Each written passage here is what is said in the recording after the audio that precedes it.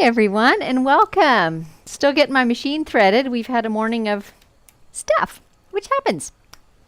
But welcome. I'm Susan Smith. You are in my studio, Stitched by Susan. And today we're going to be quilting again. It feels kind of funny because the last 2 episodes we've done sort of other things. But as always, the show is live and unscripted, so you're seeing this streaming in real time, which is kind of why we got started a little late because it's not pre-scripted or edited afterwards, and so this is kind of how the projects go. So what live and unscripted basically means is I invite you into my studio to kind of look over my shoulder as I'm working on a project. And for today's purposes, I'm working on freehand quilting, which is kind of our most common type of episode. So we'll begin with actually loading the quilt on Lucy the long arm, all the way through the process of quilting it to the end. So you get to watch the whole thing. And I will be doing a freehand design, but my focus will kind of be on maybe more generalities than the specific quilting design. So we'll talk about how I baste it. We'll talk about how I choose the thread for it. And today's particular design, the type of piecing that the quilt is, lends itself to doing a design that's broken up by areas, but the piecing does all that thinking for me. So there's still no marking involved, but I thought it would be fun to show you how that works. So hang around for that design. Let's see what else. I'm quilting on Lucy, my buddy Lucy, and Lucy is a Gamel Vision, and so with an Elevate, and so I do have the computerized option, which you're seeing here, and I've kind of gotten this question a few times lately on the YouTube episodes. You know, do I do digital designs or do I only quilt freehand? And the truth is I have the option of doing the digital designs, but I don't very often. I have other reasons for having that, but I prefer to quilt freehand. That is my love. So this is what you're going to be seeing today, is how I apply freehand and edge-to-edge quilting to a whole quilt.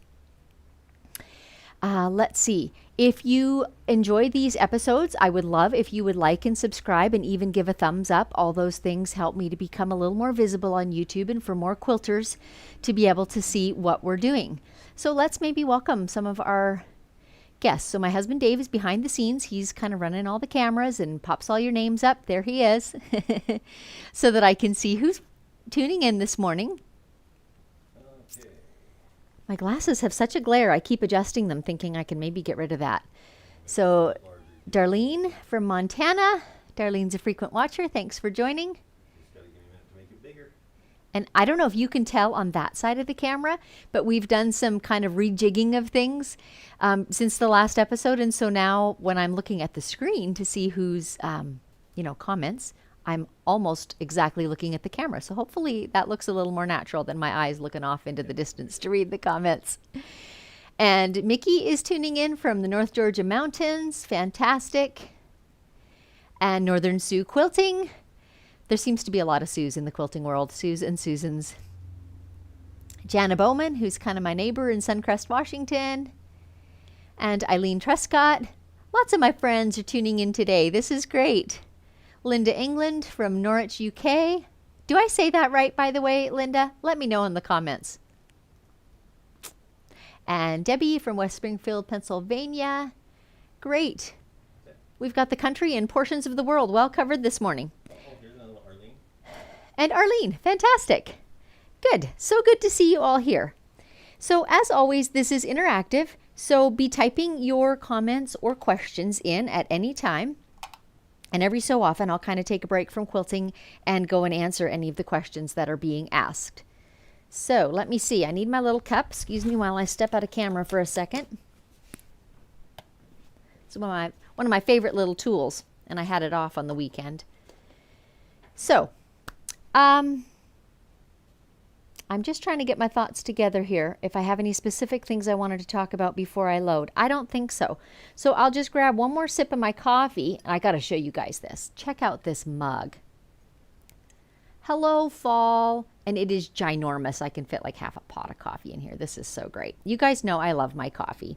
So if you're interested perhaps in supporting this show, Dave's got a little icon on the screen. You can go to buymeacoffee.com/Stitched by Susan, and you can do a one-time contribution or regular monthly support if you so choose. And there is a nice thank you gift there if you choose to sign up for the monthly support of some free patterns, paper patterns that I've published, believe it or not, in a former life. Anyway, buymeacoffee.com/stitched by Susan. I'm going to take one more sip and we're going to get to quilting.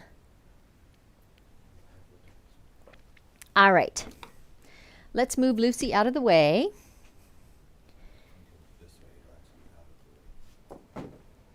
The other way may work a little better for camera angles. Let's give that a try. So one of the beauties of these live and unscripted episodes, for those of you who are maybe early in your quilting journey, is that I walk you through all of my processes. And I know when I first began quilting, some of these things seemed so mysterious. You know, when I went to load a quilt and there's all these decisions that need making, and how do I do this and what happens if I do that? And so I hope that this will kind of take the mystery out of it for you. And what I'm showing is not necessarily a lesson. It's not a conclusive, this is how it's done kind of thing. This way, Dave? Yeah. It's just showing you the way that I do it. So it's not the be all and end all, but it is the way that I do it. So among the ways that I do things is I use the red snapper system for loading my quilts. And very simply how this works is in my canvas leader here, there's a hard rod that goes right through this little hemline here. And then these, I'm trying to get where you can see it. There we go. See the I know, I see which camera. I'm just trying to get the angle right. There we go. You can see the little empty channel there, and that basically just clamps right on over that rod in my leader. So it's a really fast way to load quilts. So here we go. Actually, before I do that, hang on. Here's one train of thought that I will take you down. You'll see as I load the quilt that it's not necessarily squared up, the backing of the quilt, but what is important to get things established straight is that this first side be a straight line. And I can see that the owner of this quilt has cut this edge, but it's not perfectly straight. So I'm actually going to flip this 180 degrees because I happen to know that this side is a selvage of the fabric, and therefore I know it is straight. So that's an easy way to manage that. So again, the owner of this quilt has pieced the backing, which is super common, and I don't mind that at all. And for ease of keeping it square and flat, I always try to have horizontal seams. So there are several seams in this one going in a couple directions. Again, that's okay, but the longest seam I've got going horizontally. And once again, I'm pausing. You guys, I'm just thinking this through because I'm thinking through the quilt in my head, and I'm realizing I actually want the quilt to be loaded top to bottom. So let me back up and explain just a minute. Yeah, let's have this front camera for a second, Dave, if we could. There we go.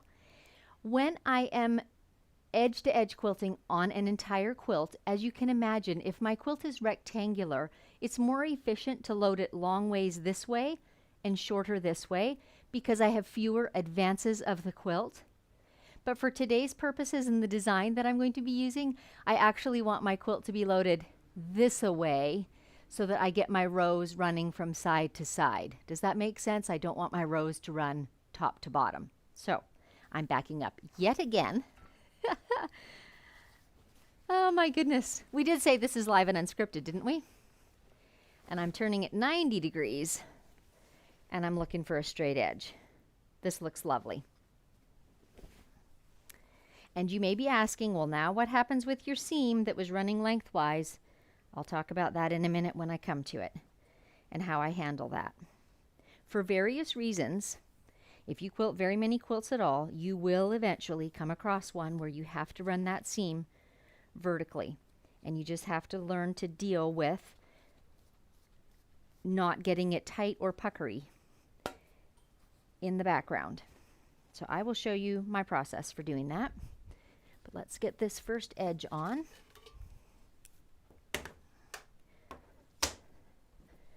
You can see how easily my little snappers just clip on. So I grasp the left side with my left hand and kind of hold it in place so the fabric can't slide up and down, and just snap it on. Just like that. So once that is done on my front edge, all the rest of the backing I just toss over the back side of the long arm. And now Dave will switch cameras as I walk around and go to the other side to roll it up. So all I'm doing is pulling my backing over.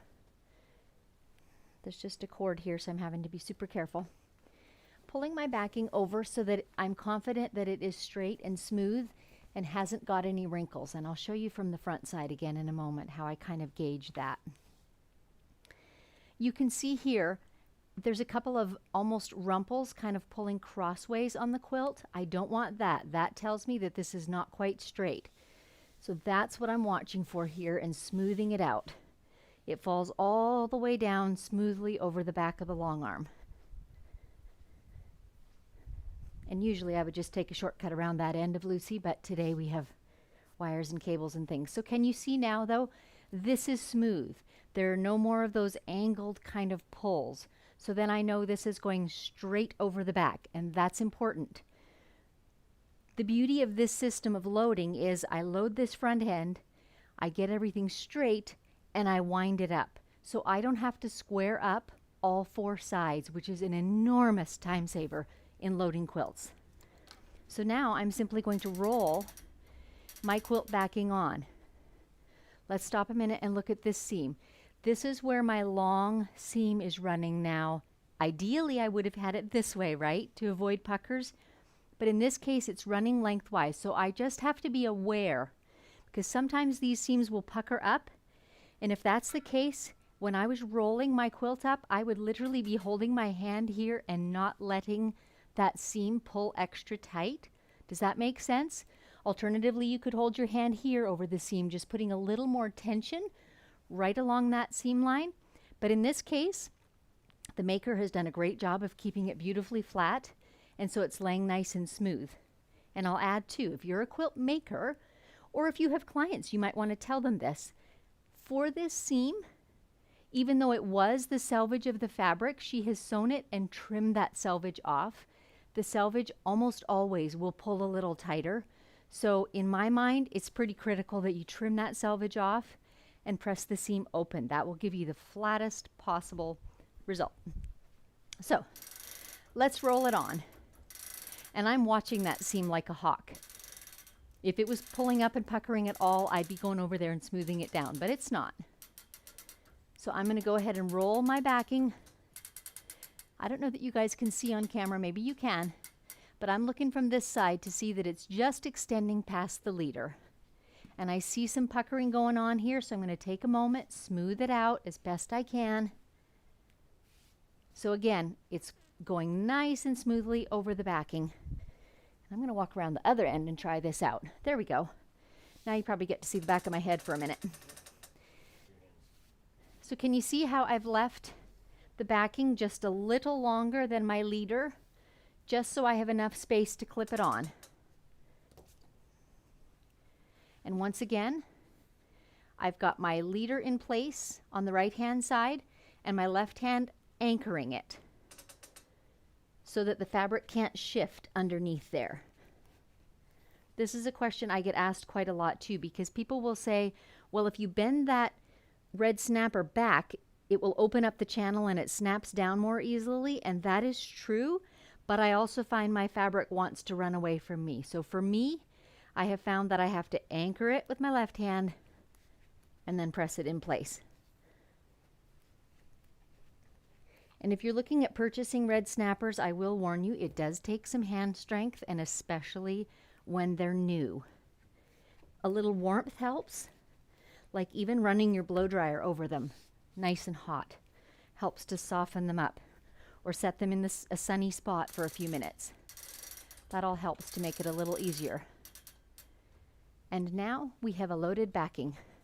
And even with all my talking, that just took a couple of minutes to load that up. So we're ready to go. I'm just going to step out of camera and grab the batting.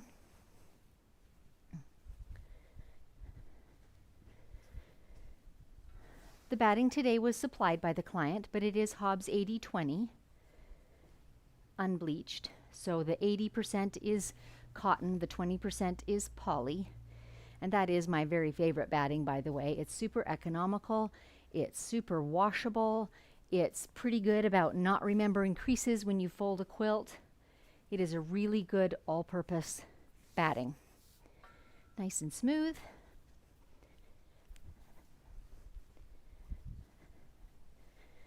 So something else I'm doing is called floating the top. And this means that my top is going to be attached at this end where I'm going to be working here and literally floating down the front of my machine. I'm not putting that end on a roller at all. That is a matter of personal preference. But because this type of freehand and edge-to-edge quilting is what I do most in my business, I have found this way to be the most time efficient.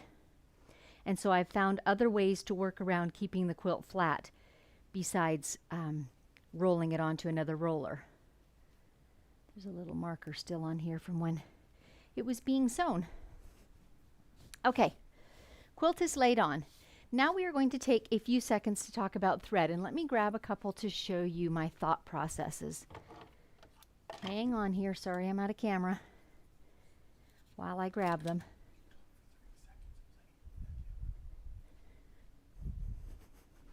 Okay, here we go. Let's talk threads for a minute. I might even want a lighter one yet. Hang on a sec, I'll grab another one for illustrative purposes.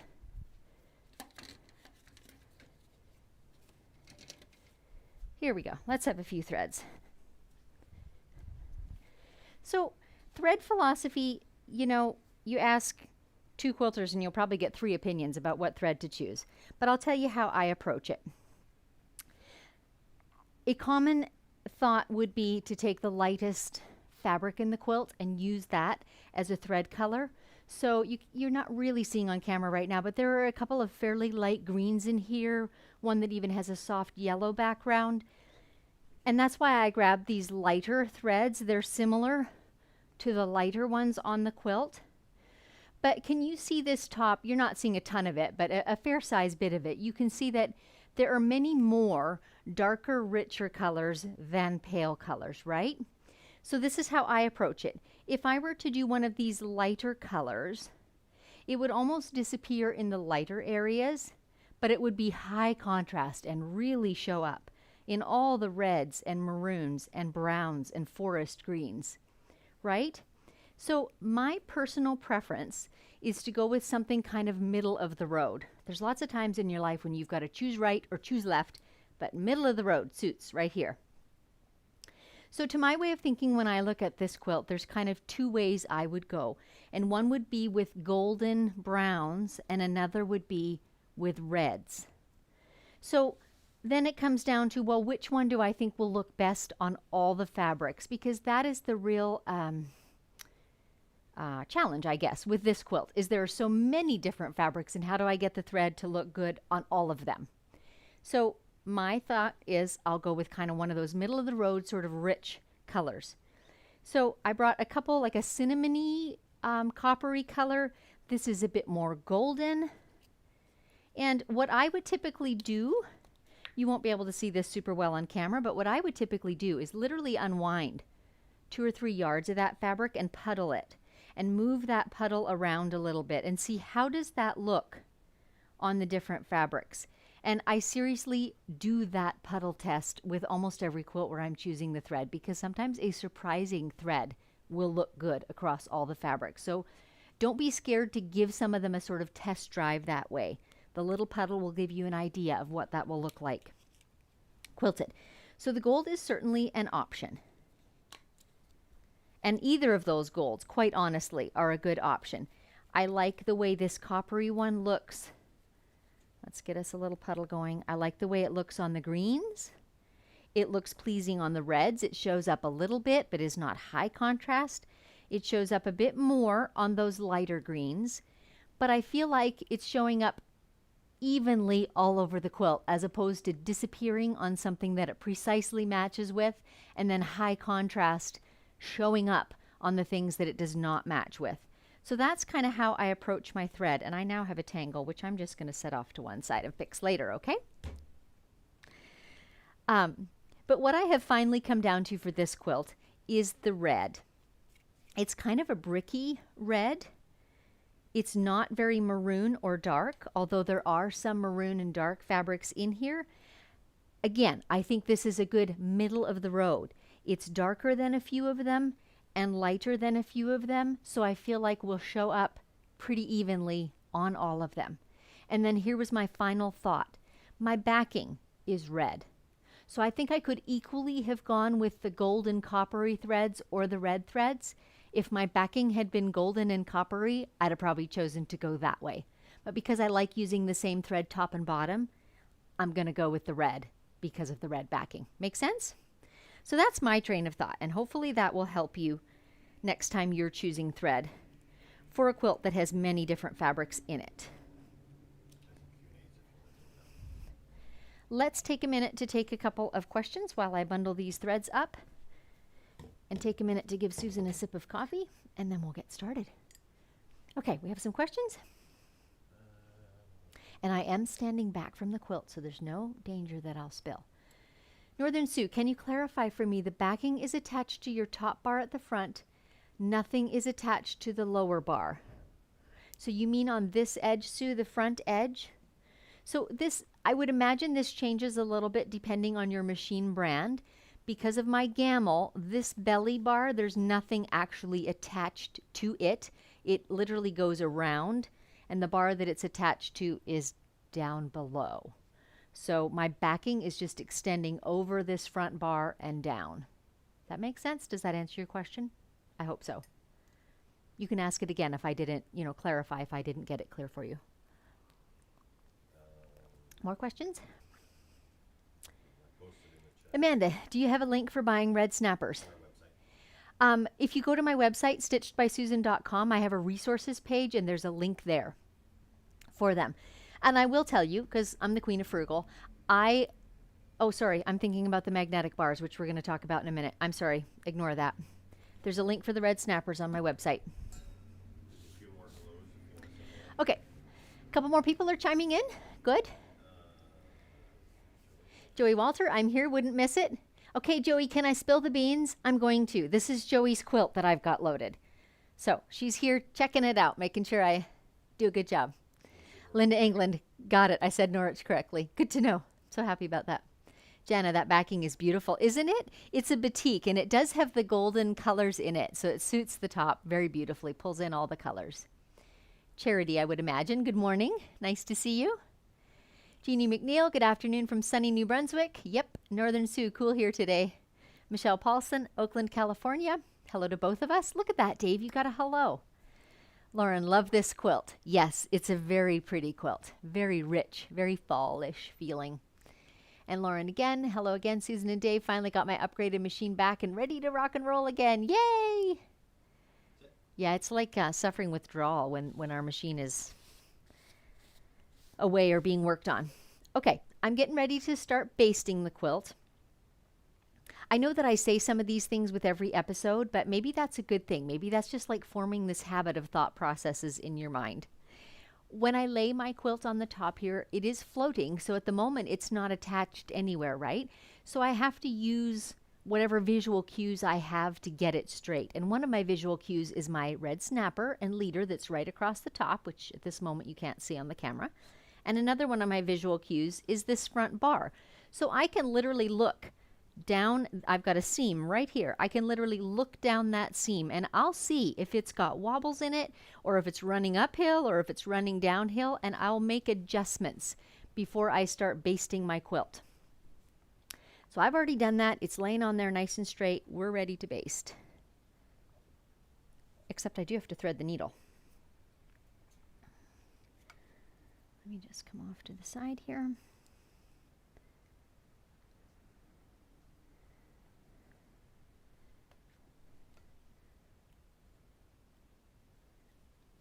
Okay, we are threaded and ready to go.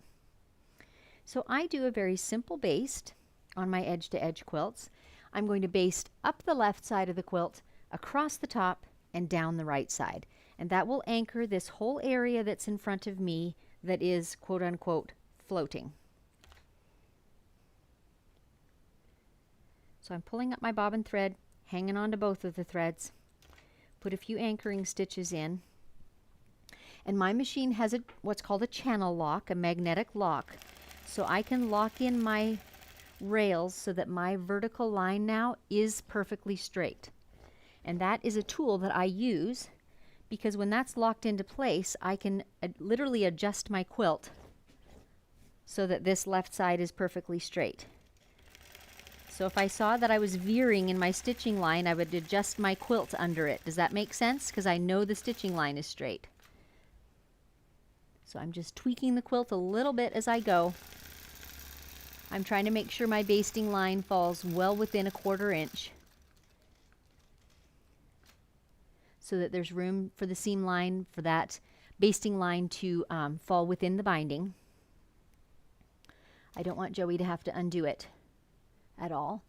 Okay, and now I'll undo my vertical and turn on my horizontal lock. Now, here's another handy dandy tip. Going across the top of this quilt, there are a lot of seams, as you can see. And those seams can distort a little bit, pull apart a little bit, and in some cases they're actually coming undone on some of the quilts that I get in. So I'm happy to say that Joey has managed that very well. I imagine she used a short stitch length, and so they're nice and tight. But I am just taking care as I stitch across the top of this. So let me point out what I mean. I do not want my fabric to push out in front of me like this. Can you see that? If my hopper foot just pushes, I'm going to start getting puckers and it's going to start running downhill. So I'm adjusting all the time as I'm stitching. And the first thing I do is put my left hand on the side that's already been stitched and I put a little tension there. And that just pulls the fabric under the needle a bit faster. And if I see that I've got excess waves of fabric, I put a little more tension on. And if you're not confident about doing that sort of, well, freehand, I guess, like I'm doing it, you can always drop a couple of pins in place across the top of your quilt so that you have a check and balance every so often, a checkpoint. So I'm just keeping kind of a big picture eye on the whole quilt top to make sure that it's staying straight, not stretching out, and not getting pulled too quickly under the needle. And I know that my seam line is perfectly straight because I've got my channel lock on. And if you don't have a channel lock, you might be more inclined to pin oftener or to use a ruler for that top straight line. So whatever your machine has, that's what you want to work with. And now I'm fixing to baste down the right side. And here too, I'm always adjusting. Where's my hands? There they are. I'm always adjusting as I sew. So I can see that there's just a little looseness in the fabric coming down this side. So once again, I'm going to be pulling where it's already stitched. Here we go, and I'll show you. I'm just putting a little tension on that fabric behind the hopper foot. The more excess fabric I have to pull up, the tighter I'll pull on that. And here too, I know my stitching line is straight on the right. I'm finding that my seam allowance is a bit big, so I'm just scraping a little bit of that fullness into the quilt. I want to keep this line straight on the right hand side. Can you see this little bit of excess? It's not that much, but we're going to pull it right in. Once again, if you're not comfortable flying by the seat of your pants as I'm doing, put a pin in every so often. That's an option too.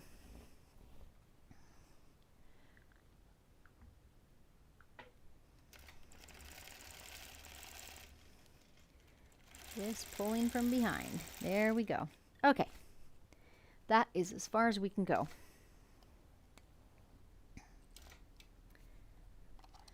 Now, I have a question for Mr. Producer. Is it too far for the camera to be stitching way up there for the close-up camera? I think I'll roll the quilt toward me just a little. It will also make quilting... It will make quilting a little easier too, because I won't be quilting quite at arm's length. Okay, so I've just not advanced. What's the opposite of advanced? I'm stumped. I've rewound the quilt a little bit. Can you see that? And so my area that I'm going to sew on now is basted up the left side, basted across the top, and basted down the right. So that's pretty stable. All that's left is to stabilize this front bit. And this is my other favorite tool, which you regular viewers have seen before, is the magnetic bars.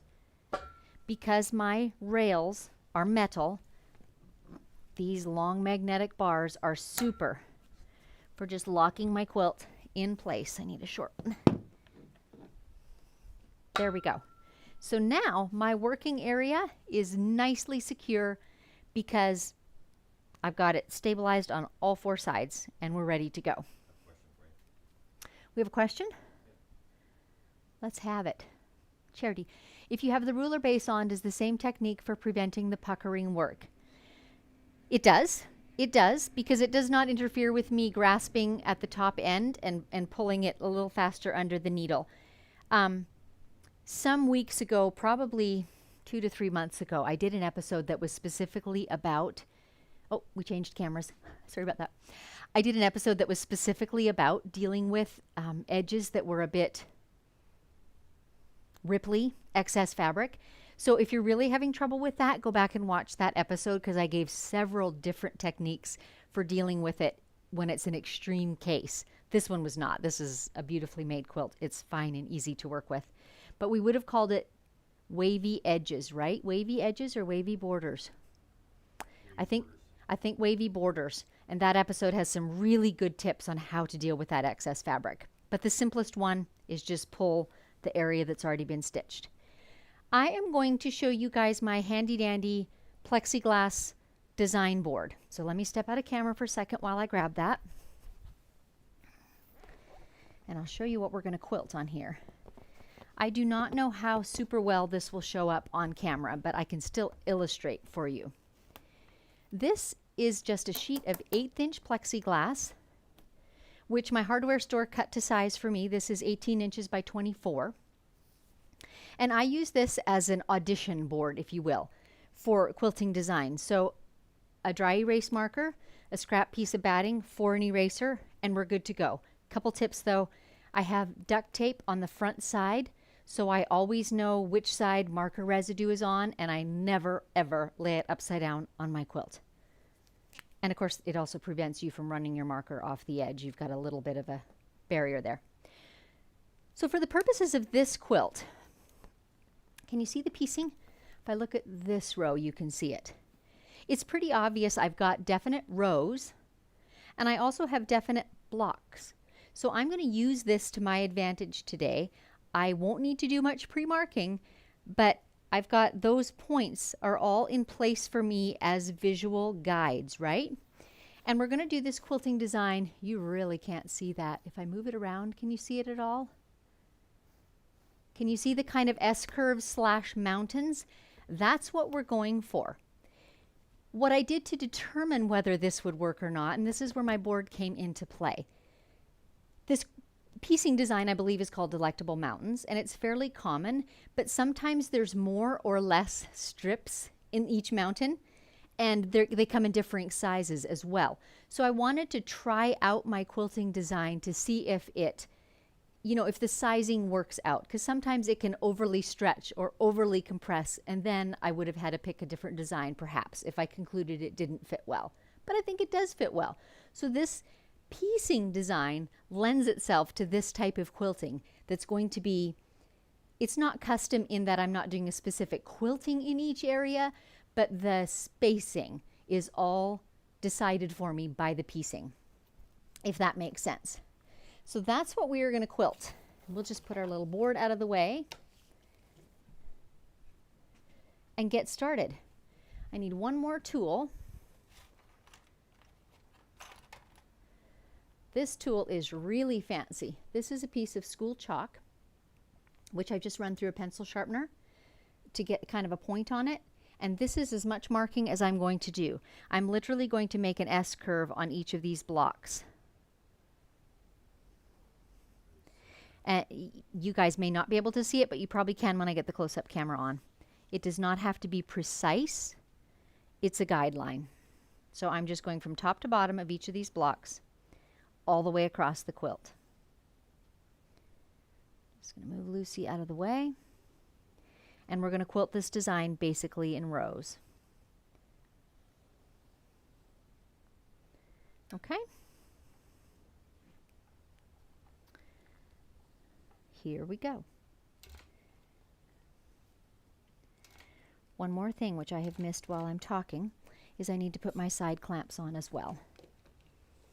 I have basted the edges, so my fabric can't shift in terms of how the front relates to the backing, but I still want to have a little tension on these outer edges. And these are my typical clamps, which match my red snapper set, but actually because I've rewound my quilt so far, they won't fit. So for at least this row, we're just going to put my original clamps on that came with my machine. They're not my favorite because, as you can imagine, when you put single clamps on there, if you put too much tension on, you'll get kind of scallops where each of those clamps are. So I don't have very much tension on them at all. Basically, they're just keeping the fabric from being able to pull inwards. So I'm not going to pull them out. I'm just going to shift my Velcro strap until this is taut. But my basting line is still held straight. It's not pulled by the clamp. Make sense? So that's all we're going to do there for the sides. So now everything's stable. We're ready to go. I've got my bobbin thread pulled up. So we want the close-up camera, Dave. Does my white chalk line show at all when I'm close up? I don't know that it does. It does a little. Okay, so you'll be able to follow what I'm doing. So as I said earlier, this is not really instruction for this particular quilting design. I'm going to do more of my talking about tips that you can apply on a number of quilts. And you'll see that more as I get into this. Because of course your first question might already be, what about that funny bit on the left that you haven't quilted? We will talk about that.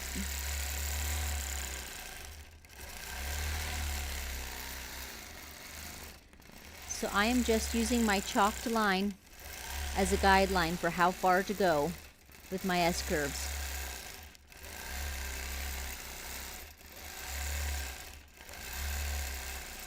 And now I'm going to shift to doing the other curve.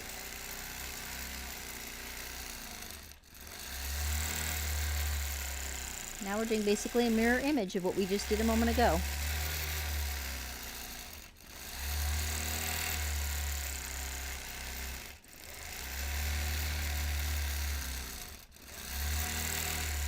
Perhaps Mr. Producer will put some nice music on for us while I quilt across this top. When I get this whole row quilted, then I'll come back and talk again about that beginning area and how I deal with that.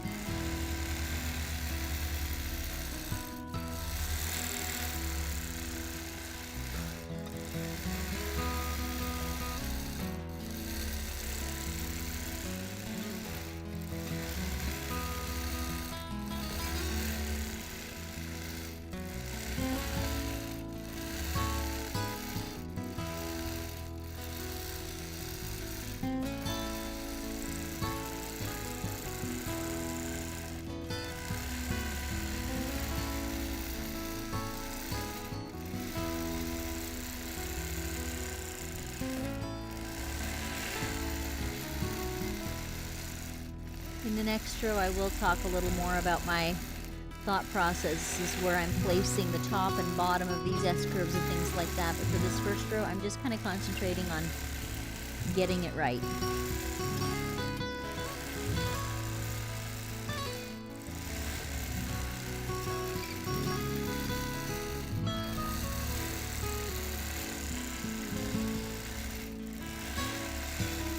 This was certainly a freehand design that I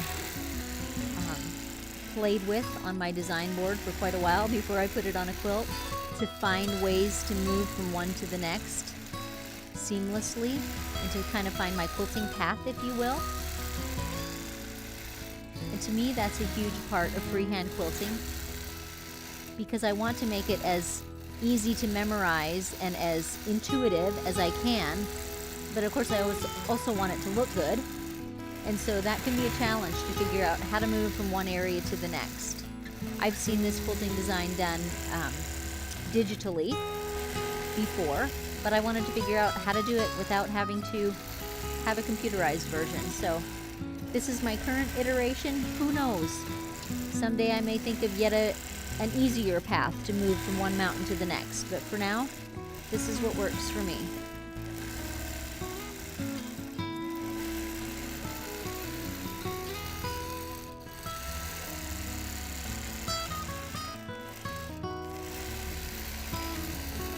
Take my little clamp off before I inadvertently run into it.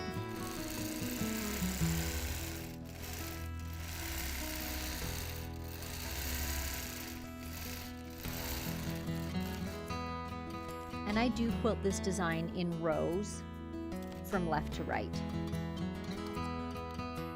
It could be done the other way around, but going back in the other direction. But I want to make sure that I have my mountains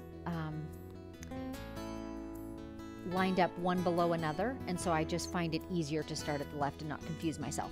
But let's talk about this beginning area for a second, and I'm going to step out of camera one more time to grab another tool that I use. I have all these fancy tools.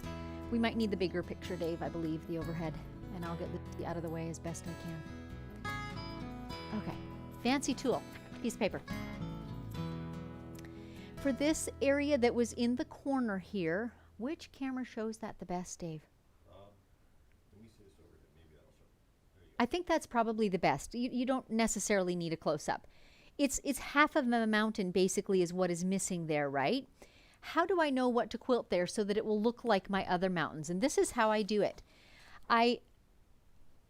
This slope here goes from lower left to upper right. So I find another slope that's going from lower left to upper right, right? And I put a piece of paper on there that would mark what that should look like as half of a mountain. Does that make sense?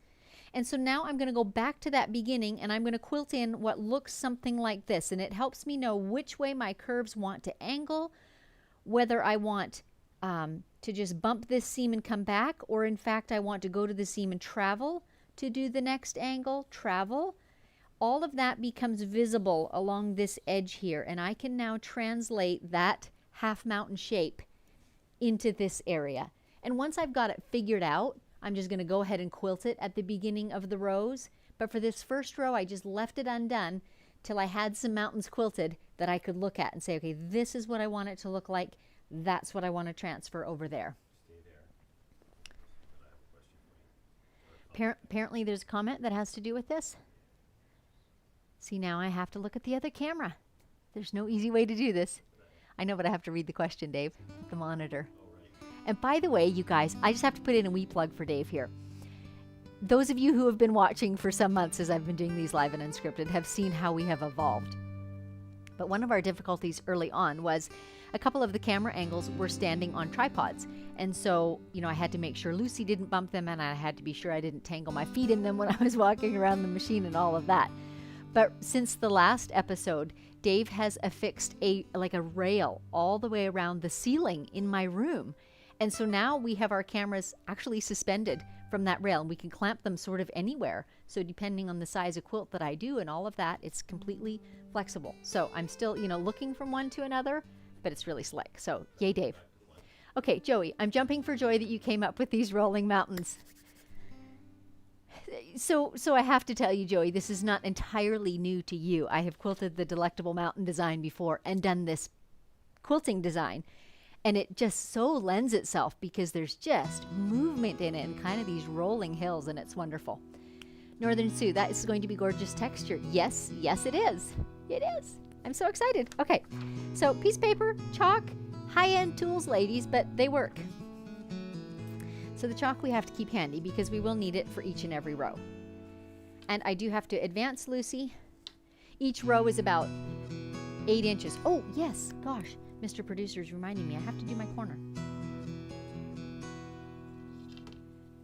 You guys can kind of see what I'm doing on the edge. I've got a yardstick that I'm just sliding under my clamp straps just to keep those clamps from bumping into the arm of Lucy underneath there. It's a simple fix as well.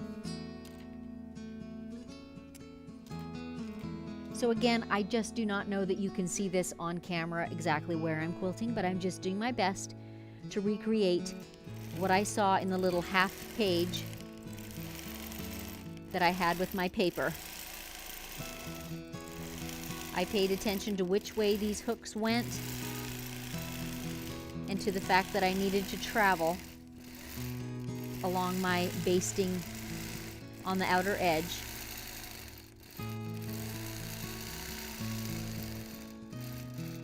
And there we go. We have inserted that little mountain. So in my next row, I'm going to go ahead and start with that half a mountain. Now that I can see what it is I want to quilt, I think I can recreate that. So I pull my little magnetic bars off, pull my clamps off, and this next time we should be able to use the proper red snapper stretchers on the side. I think I'm only going to advance a little bit. This is quite a big sweeping design, and so I feel like it'll be easier to quilt not way out there at arm's length. I have a 26-inch machine, and so it is quite a stretch to quilt at its furthest depth. I tend not to most of the time. It's hard to be accurate when it's that far out.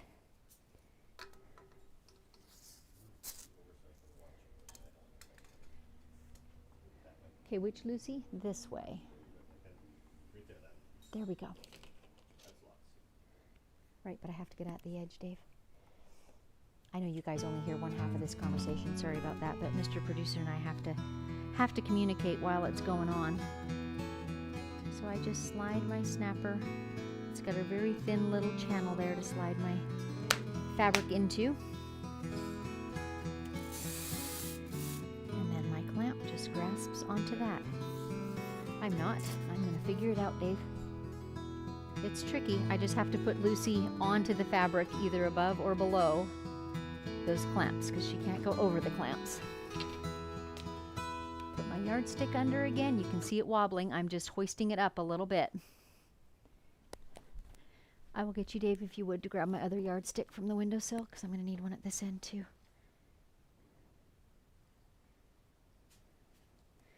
You guys get to hear behind the scenes even when I'm in the scene.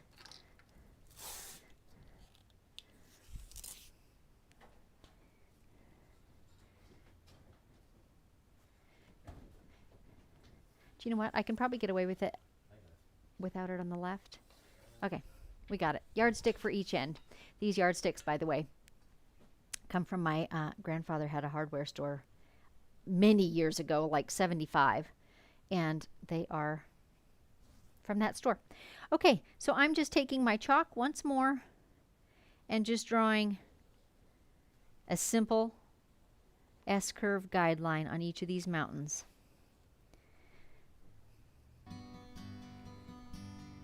This, once again, is one of the beauties of freehand quilting. There are so many reasons why I love quilting freehand, but one of them certainly is I can adjust this pattern so easily to fit whatever size the mountains are. So if one of you chooses to do a delectable mountain quilt that has, 5 strips here instead of 4, I don't have to try and fiddle with changing that digitally. I just simply change my chalked line and we're good to go. So it's really easy. There's just, another one of the reasons that I love freehand quilting.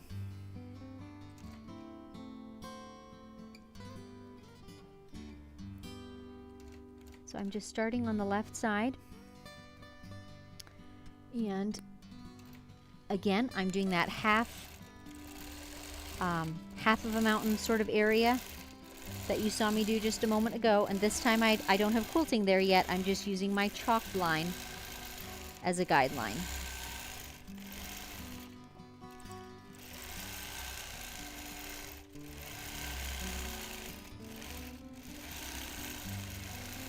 And I promised you guys I would talk a little bit more about my spacing as I went through this next row.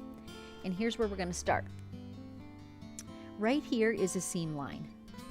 And I fairly frequently will do a type of quilting design that's delineated by the piecing lines, right? And I learned this the hard way. If you quilt within this, above this seam allowance, and then you quilt below the seam allowance, when you release the quilt off the long arm, that seam allowance will pop up because it's not quilted down. And it really catches the eye and looks like a stripe along there. So this is what I am purposely doing with this quilting design. I'm making my bottom edge when I'm quilting. So this was my bottom when I did the first row. I am making it touch and cross over that seam line just a little bit. And when I'm quilting the row that I'm on now, currently, my top edge can drop below just a little bit, but the bottom edge of the previous one is what's keeping it laying down. Does that make sense? So kind of watch for that as you're seeing the big picture. My bottom quilting edge will always be, I'll quilt right to it, and my top edge I won't go quite all the way to the top. So now I'm just going to quilt my way across. If anyone new is tuning in this live and unscripted episode, I am quilting freehand an entire project, right from the loading through the whole quilting process and to the unloading. And in the process, we've been talking about thread choices, we've been talking about basting the outer edge of the quilt, what it means to float atop, some of my favorite tools. Did I mention thread choices? I think I did. Anyway, that was one of the topics.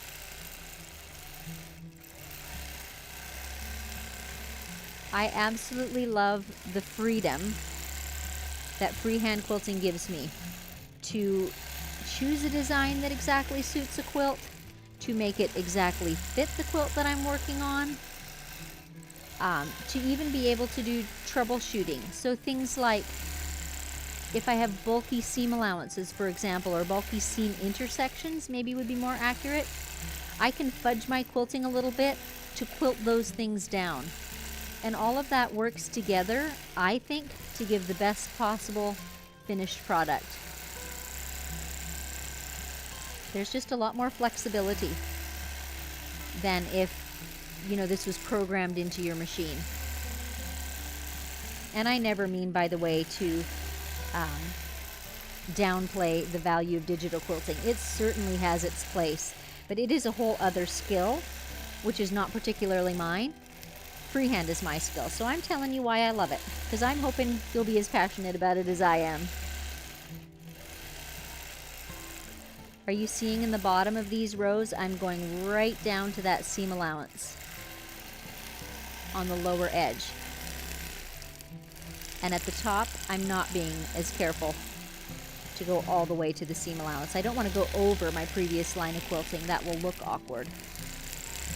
So I'm staying about 1/8 of an inch below it.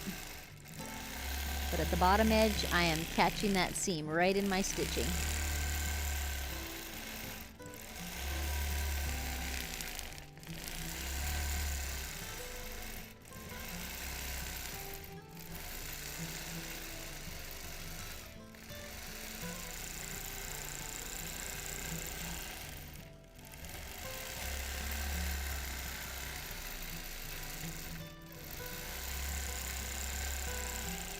Right down to the seam allowance there.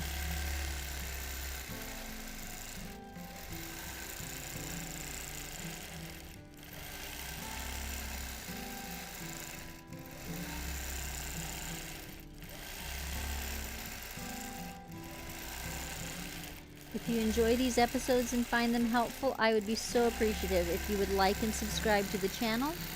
And maybe even if you would mention them to quilting friends that you have or in your guild, so that people who are interested in learning this freehand style of quilting can find me.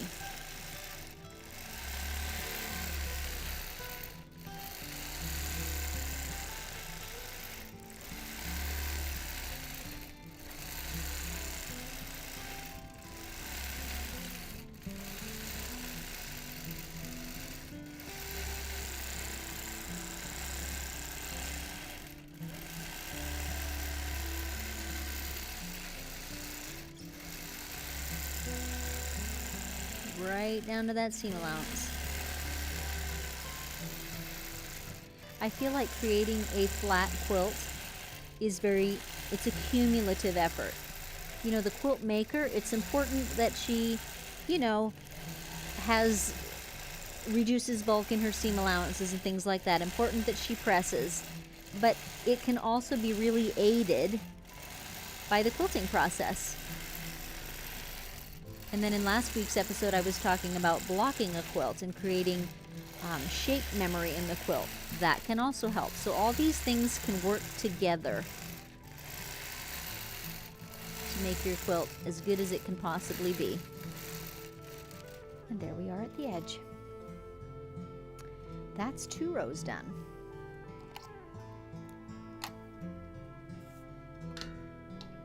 Bring your questions if you have them or your comments. I'm going to take a moment to advance Lucy.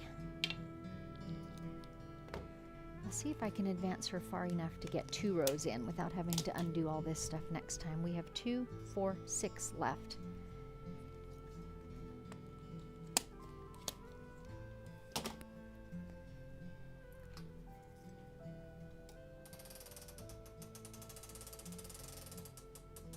Yep, we definitely can get 2 in. Great. So when I advance, let me move Lucy to the other side so you can see what I'm doing here.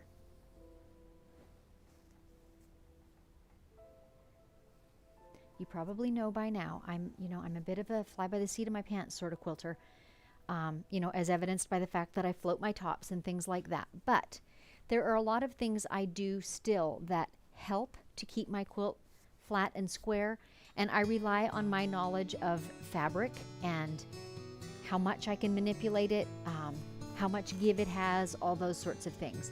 So if you're not comfortable flying by the seat of your pants, feel free to do more pinning than I do. No shame in that.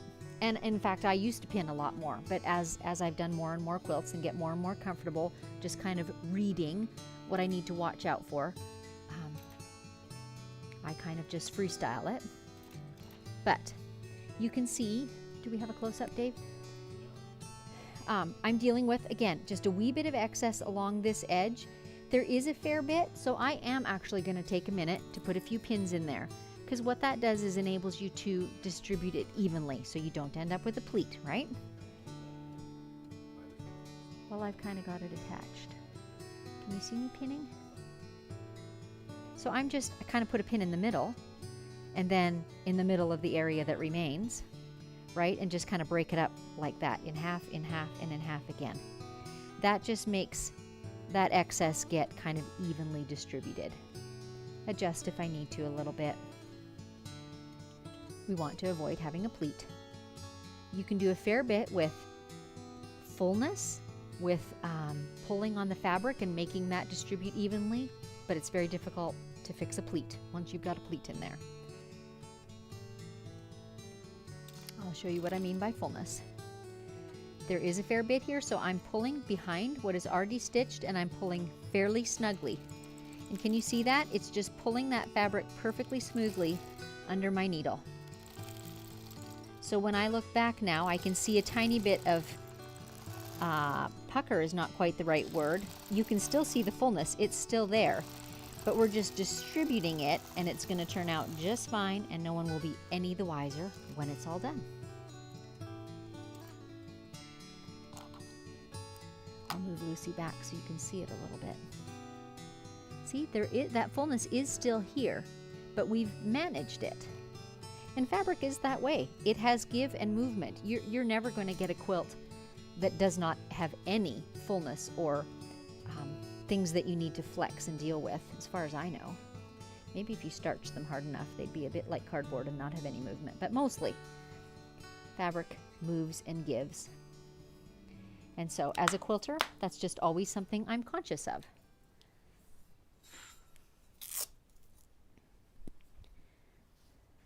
If it's evenly distributed, the eye won't see it anymore, and it will be perfectly fine in the quilt. When it starts to catch the eye is if you push it out in front of you, and then you all of a sudden have a pleat, or all of a sudden your seam lines are running crooked. I'll show you one here. Again, because there's fullness right here. Can they see that, Dave? Can I move Lucy so we can see it on a close-up camera? Because it's a good illustration. There we go. Okay, can you see right here? There's quite a bit.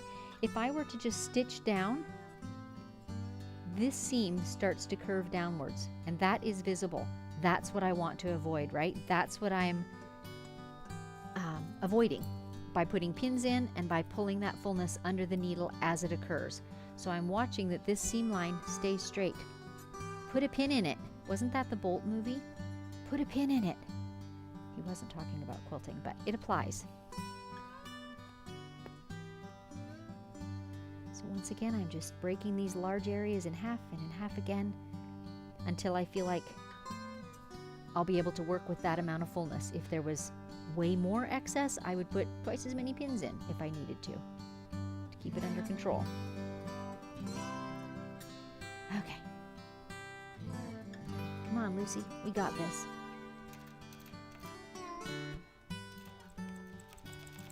You may be noticing that I don't actually always put my channel locks on. This comes of just knowing my machine. Lucy is pretty darn good if I use a gentle hand at just stitching perfectly straight. And I don't even have to take the time to reach up and put the channel lock on. And also, you notice I stitch over pins. Don't tell anybody I said so. I have always stitched over my basting pins like this, and I'm not going at high speeds, as you can see.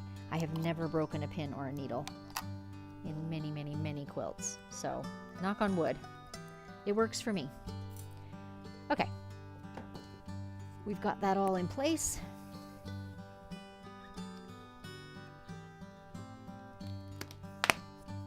Snapping our little side clamps on. Moving Lucy out of the way. Okay, we need our front rails on. Again, I'm still looking, as I'm putting these on, I'm looking at my seam lines. Are they straight? I don't want them to be wavy at all. Are they straight? Are they parallel with my front bar? All those things are just visual aids to keep things square and straight. Drawing in my S-curve.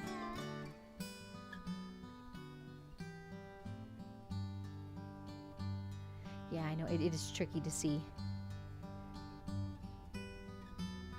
But you'll see as I'm quilting. And I'm doing exactly the same thing I did earlier, so you saw it before. I'm going to go ahead and take the time to do both rows while I have my chalk in my hand.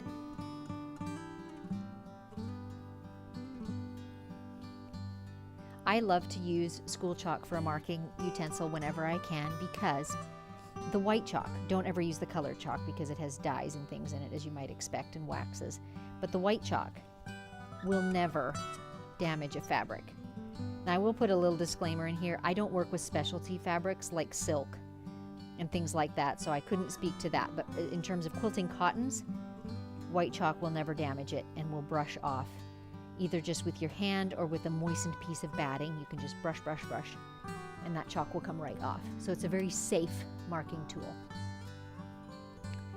So it is always my first choice when I can see it.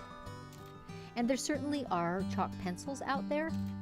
I don't personally have them. I just use a piece of school chalk that I've sharpened.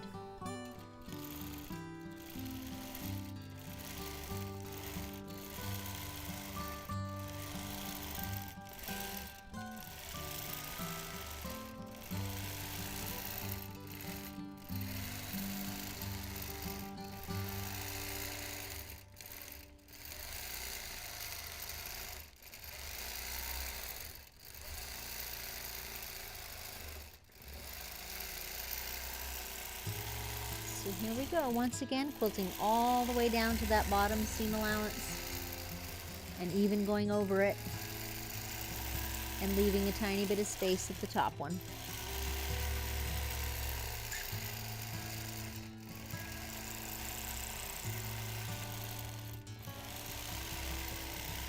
Another one of the reasons that I love freehand quilting is that while you're doing this kind of bread and butter quilting, you can really be honing your control levels. So you can see when I quilt these long arcs, I'm not just letting centrifugal force you know, swing my machine across these long sweeping curves. They're long, they're 8 inches long. So my quilted line is close to 10. But I am in control every second of my machine. And I do that on purpose. By using that control when I do this type of edge-to-edge work, I'm always increasing my dexterity and control of my machine just while I'm working. So I personally don't do practice pieces for custom quilting or for highly detailed or complex quilting. This is my practice piece right here.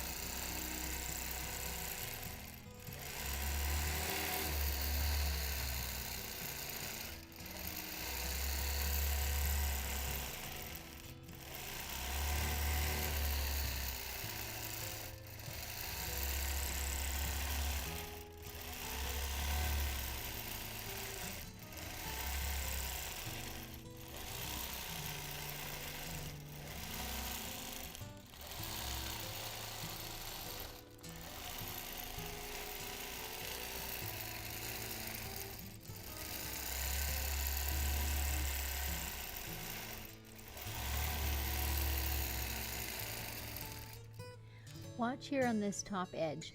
This is kind of under the last little hump of my mountain, and you can see that seam allowance is not quilted down at all.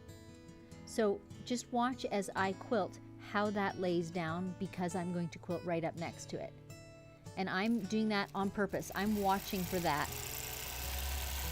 As I'm quilting the bottom edge of this swoop, I'm making sure that anywhere that seam allowance is sticking up, that I go right to it and tack it down. So, you know, although I said as a general rule of thumb, at the top end, I'm not quilting right up to the line, yet in that area I did, because I could see that needs tacking down.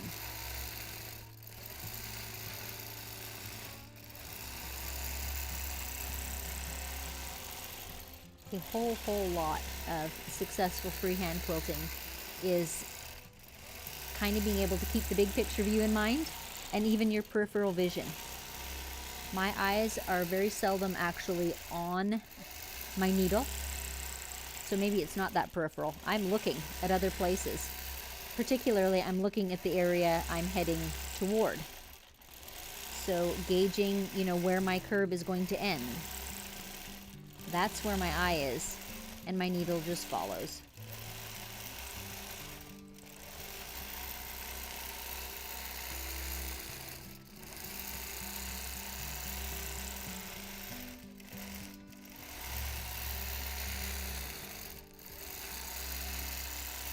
Here again, you'll be able to watch at this upper edge while I quilt right up to that seam allowance so as to tack it down.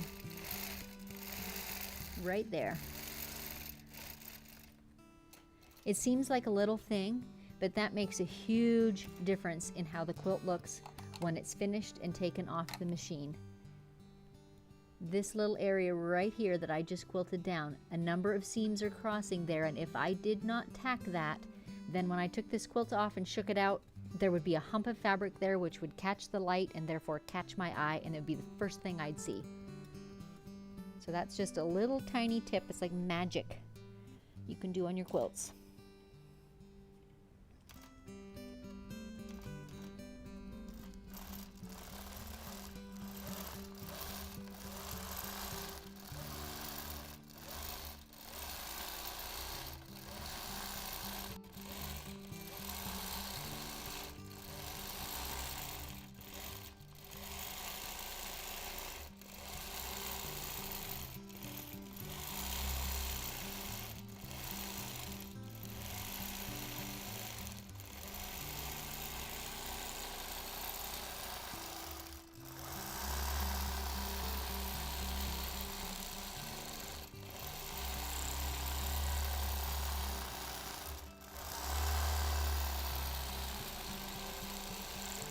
love to hear in the comments what you think about my thread choice.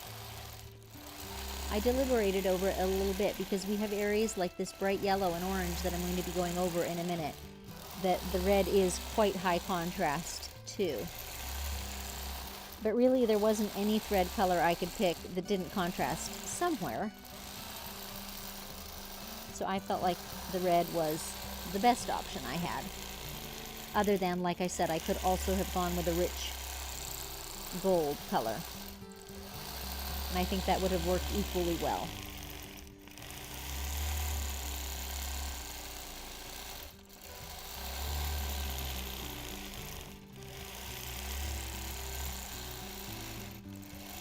And you see how that seam right there is just laying down more and more as I quilt across it, or at least right up to it. All these little things just work together to create hopefully a more beautiful quilt.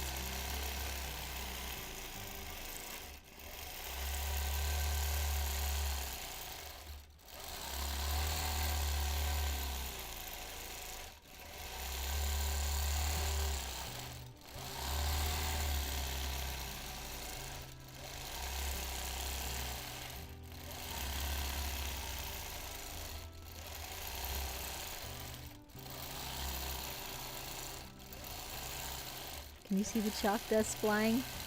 When I quilt over it, it just flies into the air.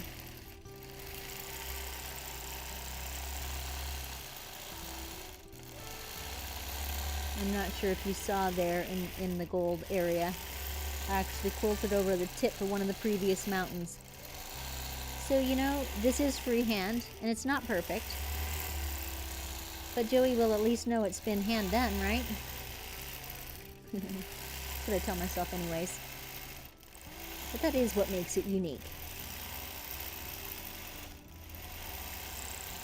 There will never be another quilt exactly like it with exactly the same quilting design.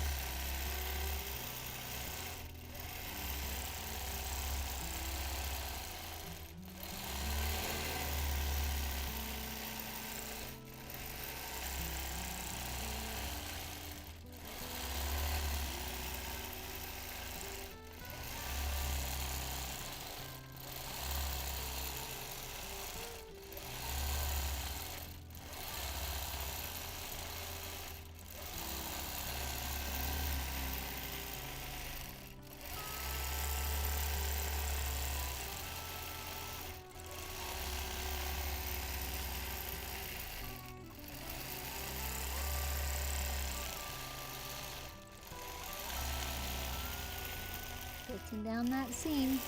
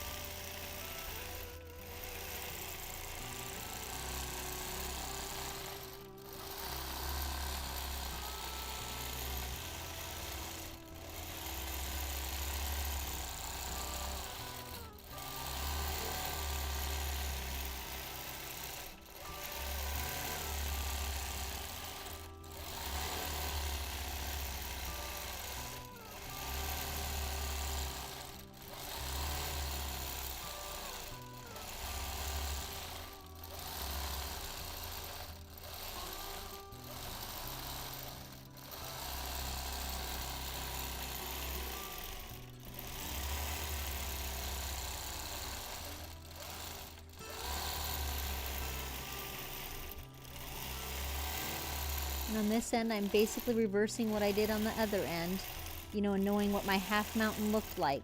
So for example, right here where I'm paused now, if I just launched right back into the next S curve, it would totally mess with my spacing. So by looking at the half mountain elsewhere, I know that I have to travel like this before I go into the next S curve.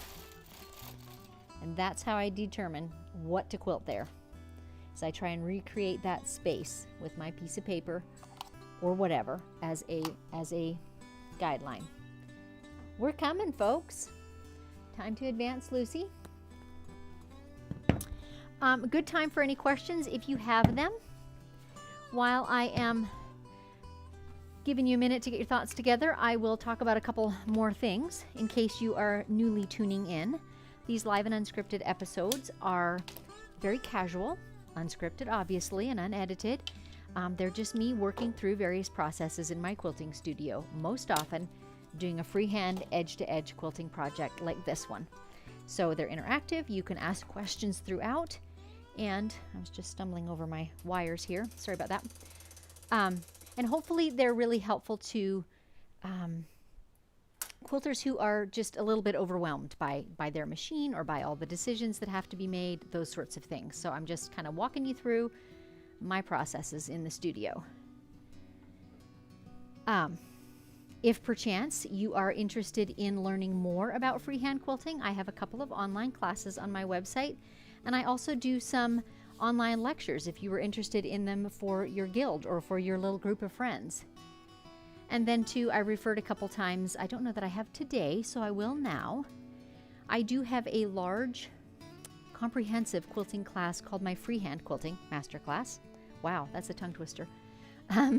Which basically includes a lot of these tips I'm talking to you about today, but walks you through about 35 different quilting designs and exactly how I build them out, and also the whole kind of theory behind my edge-to-edge quilting. So how I find a new design, how I make it repeatable, how I work out the kinks in it, what I do when I'm not pleased with how it's looking, and how I work through those processes. So all of that is in my masterclass, and there's links to that on the website too if you want to read more about it. What else have I not mentioned, Dave? Well, I gave credits to Dave already, so that was great. And also the guitar music that you've been hearing is our good friend Dan. He allows us to use his music on our show, so thanks a whole ton to him. If you are quilting and looking for something to listen to, I also have a podcast called Measure Twice, Cut Once, and it is interviews with mostly quilters, but some other crafters as well, just about their personal stories and what crafting has meant to them. Some of them are business owners and talk about their business and career. Some of them are just purely and simply crafters. Either way, they've got stories to tell and things we can learn. So Measure Twice, Cut Once, that's the podcast. I'll base this other side and then I'll pause for some questions and a sip of coffee. And once again, if you're interested in supporting this channel, buymeacoffee.com/Stitched by Susan. You can make a one-time contribution there if you wish, and I sure do appreciate it. The close-up camera that shows the quilting close-up is the most recent purchase we made with our Buy Me a Coffee fund, and it has made things so much clearer and reduced the vibration so much. We've been really happy with that. So thank you to those of you who have supported and made that possible. We sure appreciate it.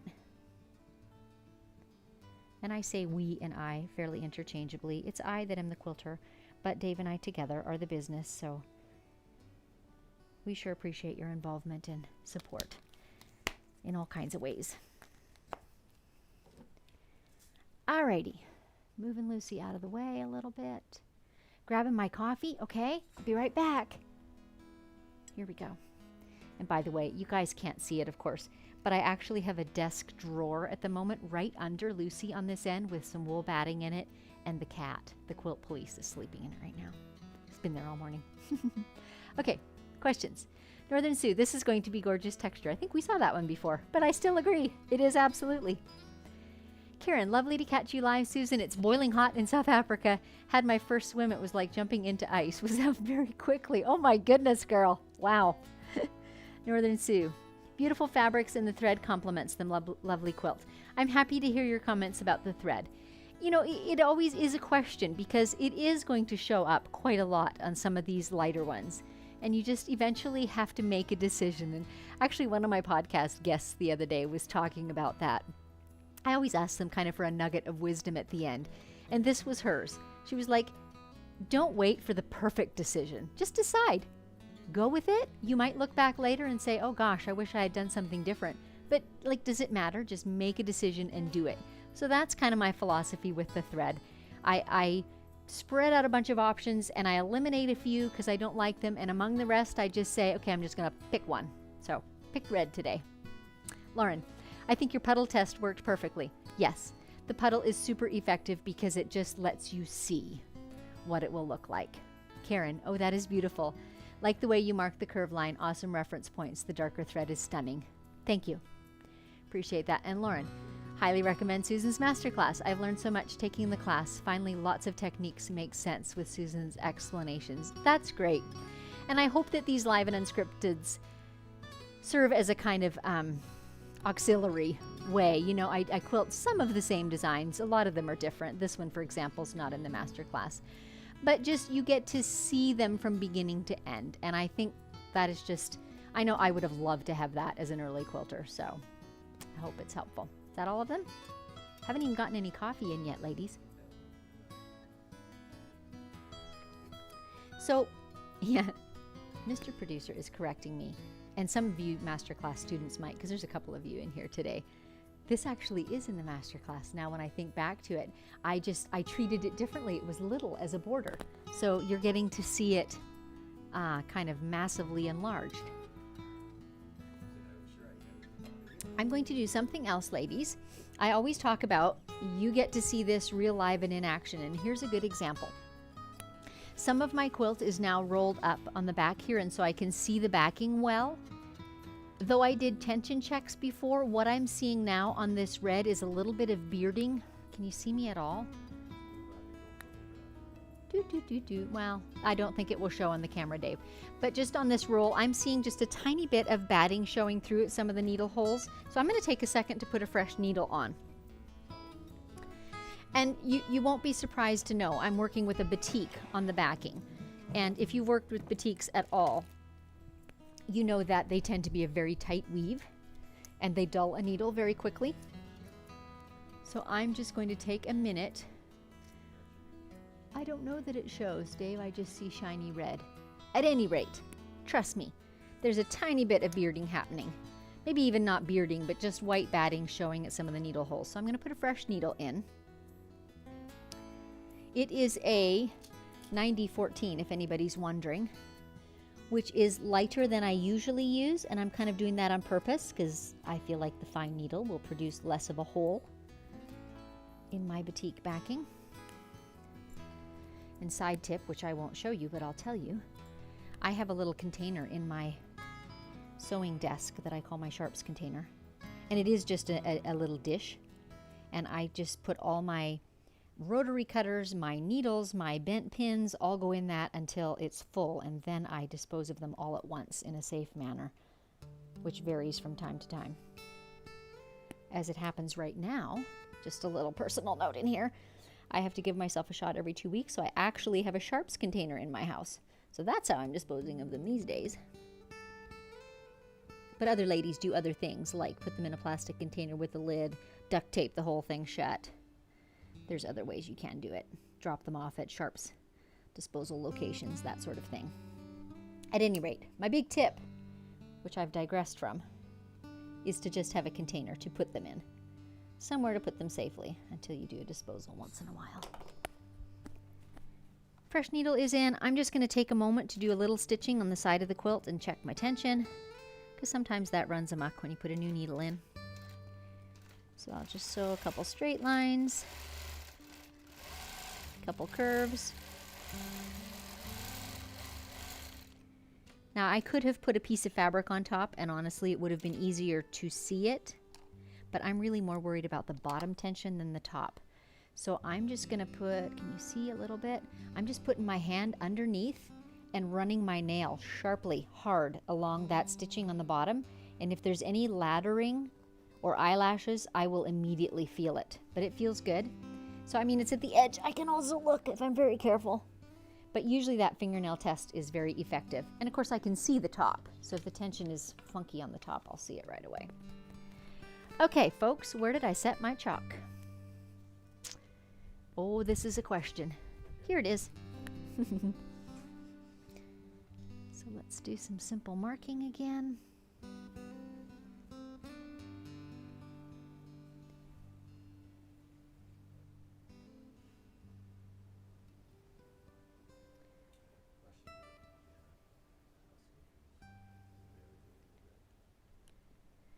Let's see the question.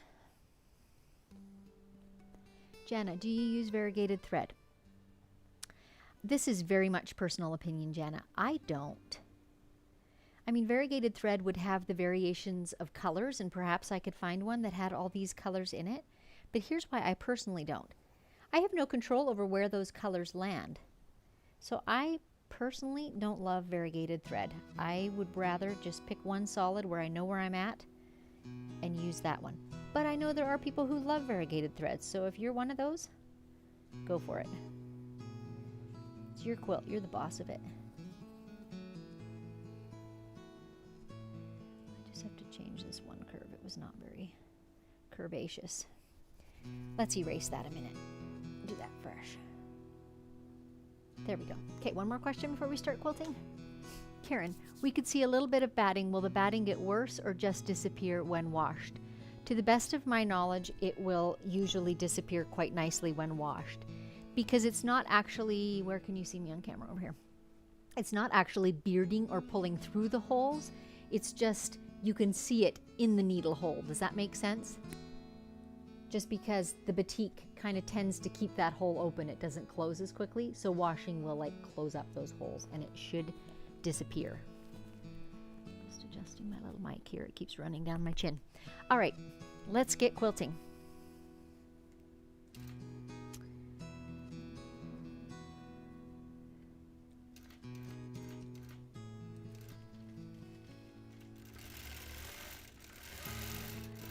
Once again, if you're just tuning in by chance, this is a live and unscripted episode in which, in real time, I'm quilting a project and just talking my way through the processes, through the decisions.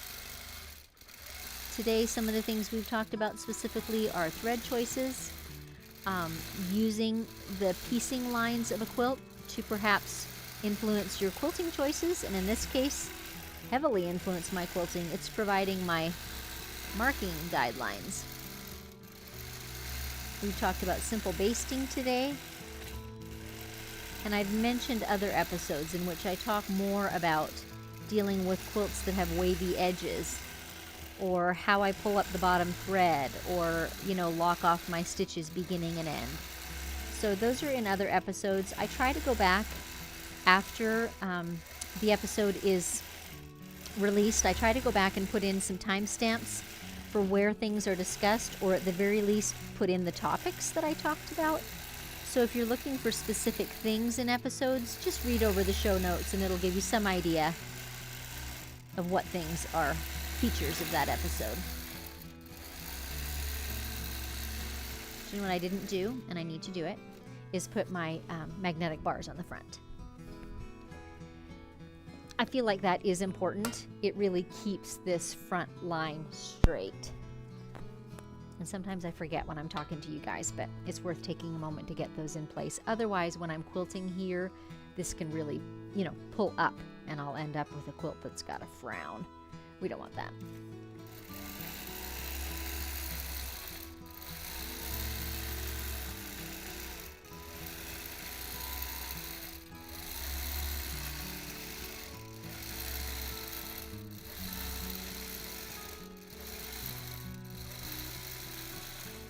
If by chance any of you watching have a particular design you'd like to see quilted out, or specific topics you'd like to see me talk about, I'll keep an eye out for a quilt that would kind of feature or highlight that topic and do that soon for you. Often what I do talk about kind of is dictated by whatever quilts I have on hand. Obviously, I can't make this many quilts myself, so they often are client quilts, and they give me permission to use them on the show. But if there's something particular that you'd like to learn about or see me work through, I'll keep an eye out for that thing in particular.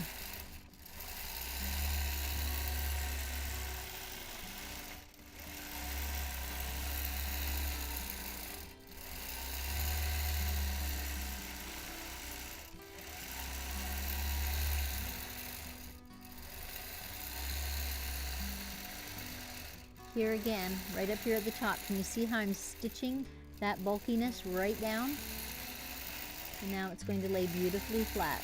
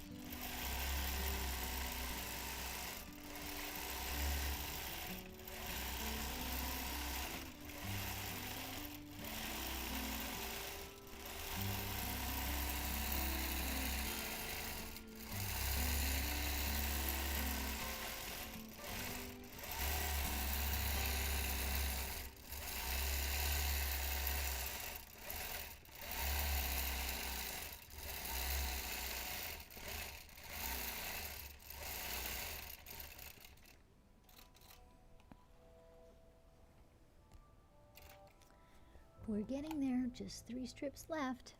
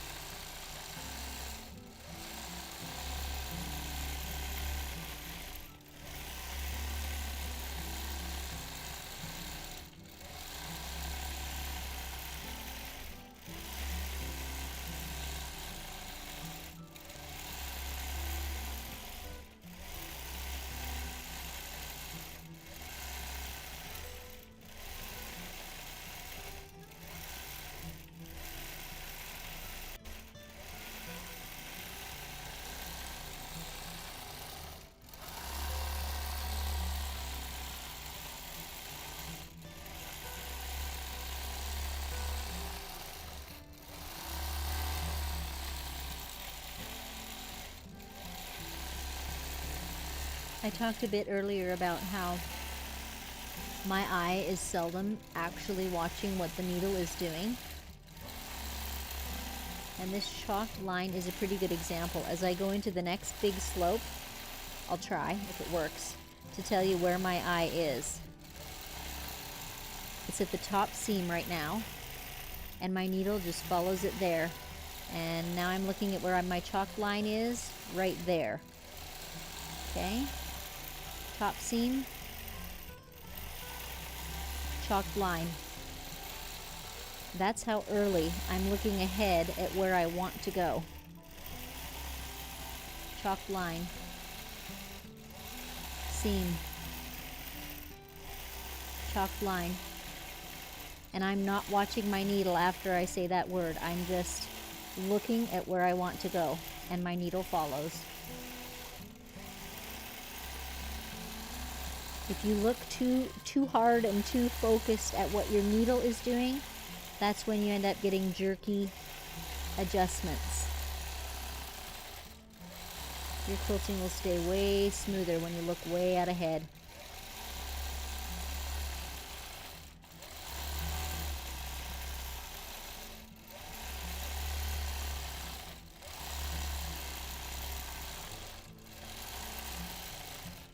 Oh, and we're out of bobbin thread, just like that.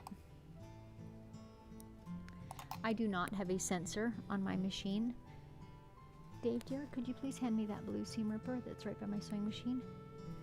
You guys, this is a lesson. Always put things back in their place. I always keep a seam ripper at my machine. And this time it was gone. Anyway, I started to say I don't have a like a notification on when I'm getting low on bobbin thread.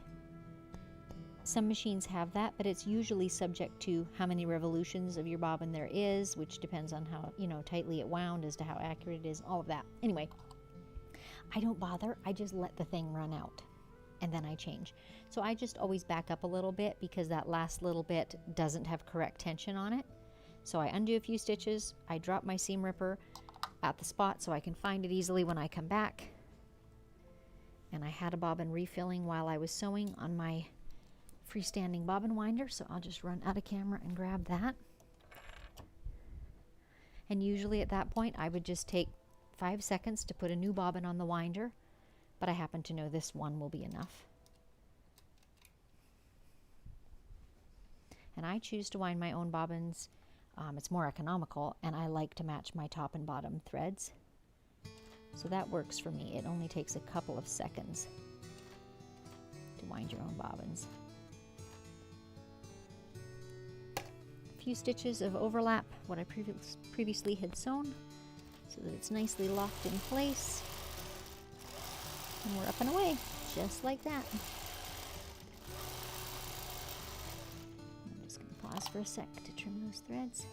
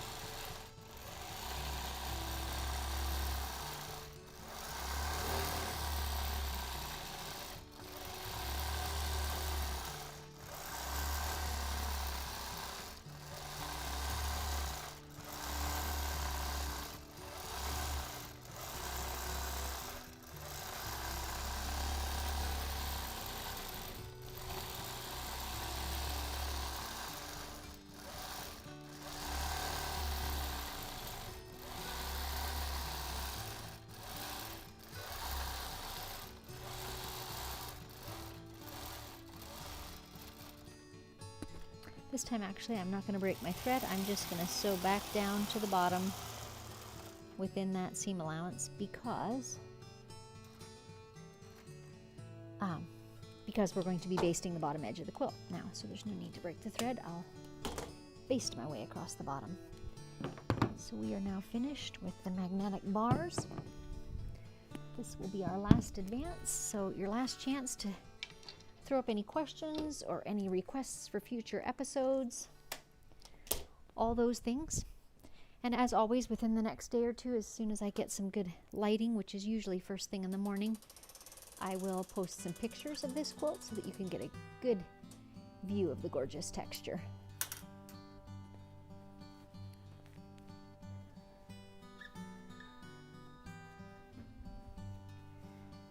So I'm curious if you guys have any podcasts, by the way, that you can recommend. I'm gonna put a quick plug in here for one that I recently found. So I love true crime, and it seems like a lot of quilters do for whatever reason. Anyway, I recently found this little one. It's a pretty young podcast, but it's called Sugar Coated Murder, and it's two sisters, and they're very southern. And they're baking, usually, to the ones I've listened to anyway, usually cupcakes of some sort, hence the sugar coated.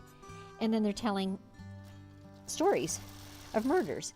And, you know, it's not the most polished thing on the planet, but they are absolutely hysterical. The back and forth between the two of them is super enjoyable. Anyway, Sugar Coated Murder for that one. But also I wanted to say, if any of you are interested in nominating a podcast guest, maybe I should start by saying if you're interested in being a guest, let me know. But if also you know someone that you think would have a story to tell, I would love to have some nominations for podcast guests on my show.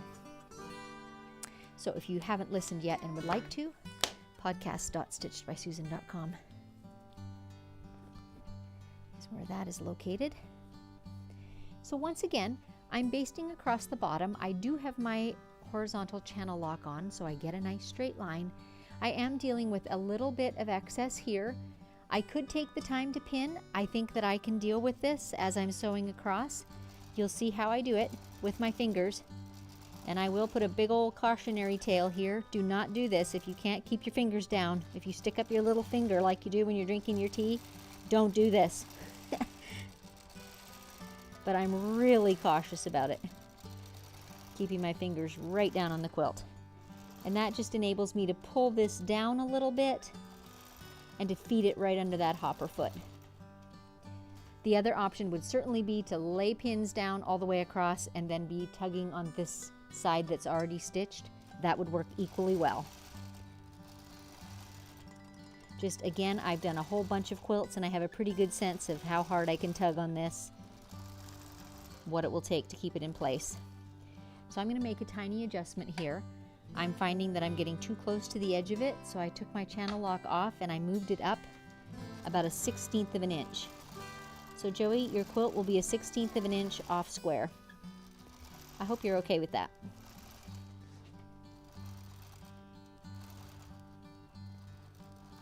And I may have to do it another 1/16. Just a little tiny adjustment. I could pull on the fabric and make it fall under the needle. I don't think that's the best choice because if I pull really hard on the top fabric, then it's just going to pull back into place and the backing is going to be sort of bubbly. Does that make sense? So I don't want to pull the top that much harder than my backing. So I choose to just adjust my quilting line a little bit.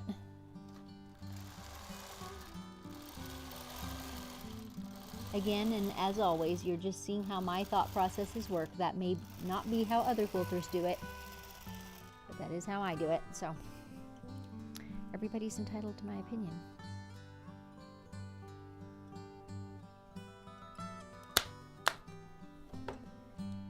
Okay, ladies, what I am going to do is back this up just an inch or two. I've got lots of room at the bottom. There's no need to quilt at arm's length like that. How does that look? So Mr. Producer is holding up a question board for me. He's got a funny question on it. So, of course, he's always watching the ratings on the podcast, and we've been listened to in 6 continents. The only one we're missing is Antarctica. So he's saying, ask the listeners if they know anybody that travels in Antarctica ever. Do you know a scientist that works there? If you do, ask them to download 1 episode.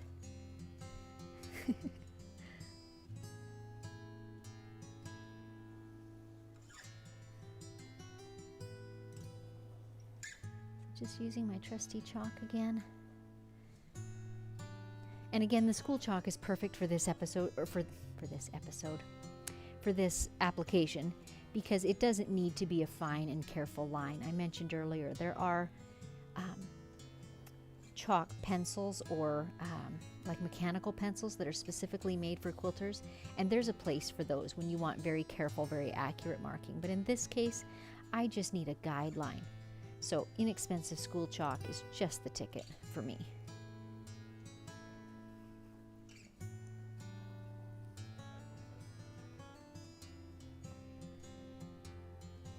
Okay, apparently we have 1 question and we're done with the chalk. Away it goes. Right where I'm at. Ooh, back up. My goofy microphone is really misbehaving today.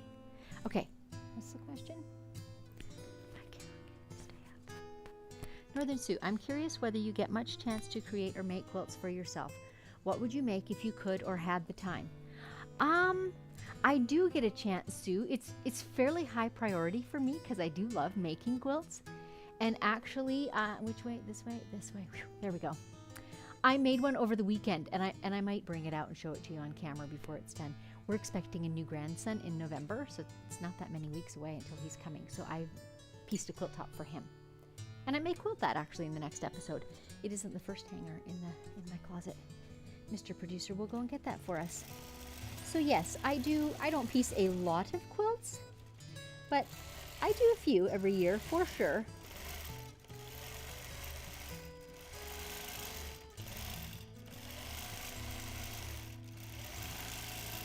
I fairly recently did one with Tula Pink's line of fabric. If you have not seen that one, it's predominantly black and white. And then, of course, with her True Colors line, it just shows everything off so beautifully. And I was so in love with that line of fabric. So I went and got me some. And I did piece a big queen size top with that line of fabric. I doubt you'll see that one quilted on a live and unscripted episode because it's huge. It's a multi-hour project. But don't let me forget, and I'll show you the baby quilt before we go today.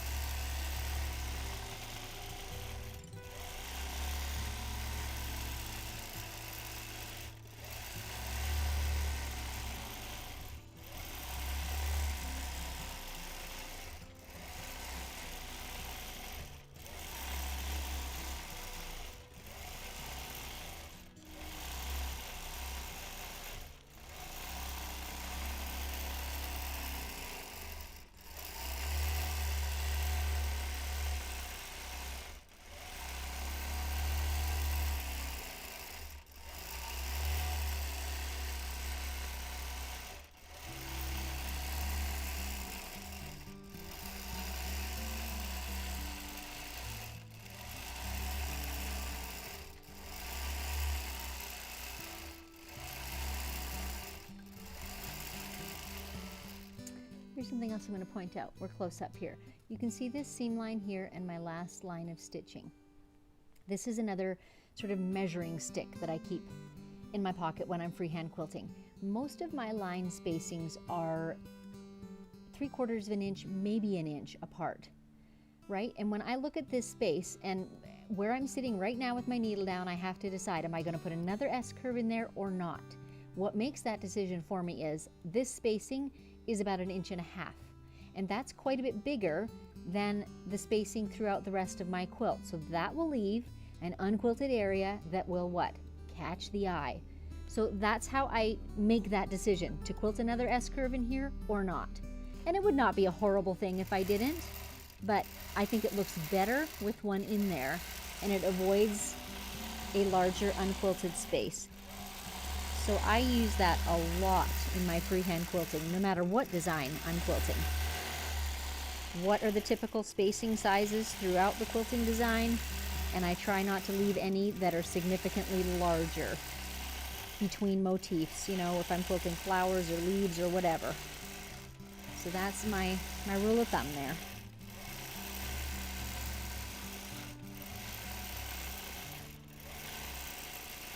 And here I could really go either way. I'm going to put another one in. Could have gone either way. Once again, don't get paralyzed in the decisions. Just make one.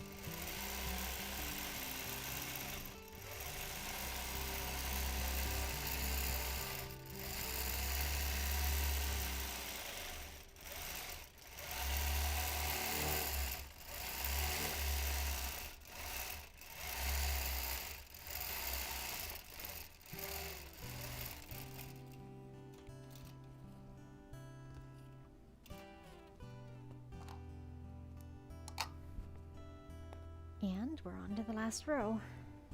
I'm just going to run Lucy right to the front to make sure I have plenty of room to quilt. Sure I do. It's a terrible thing when you're quilting a nice, long, graceful curve and you hit the front thump.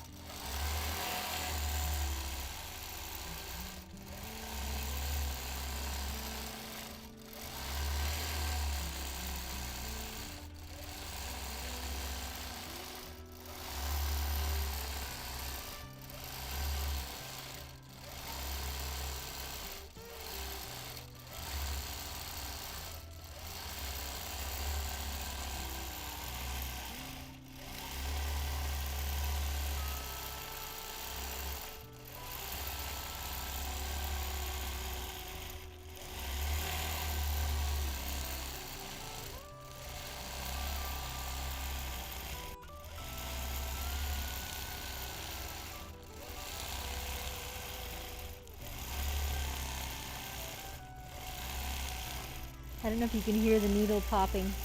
That turquoise must have a really tight weave. I can hear every stitch pop, pop, popping.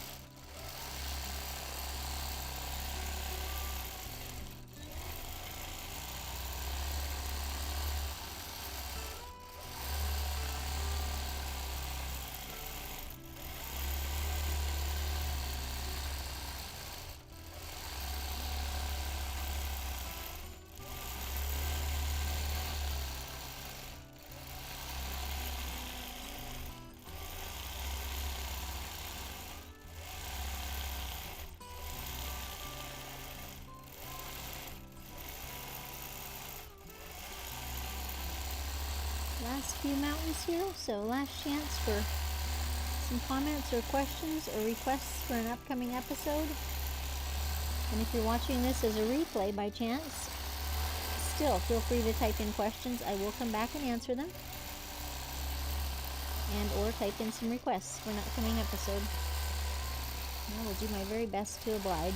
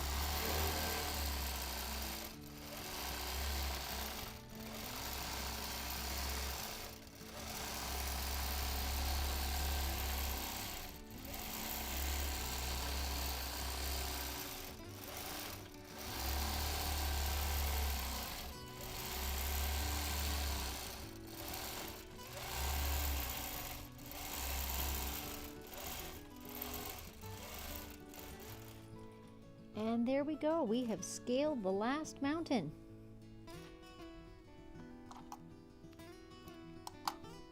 Alrighty.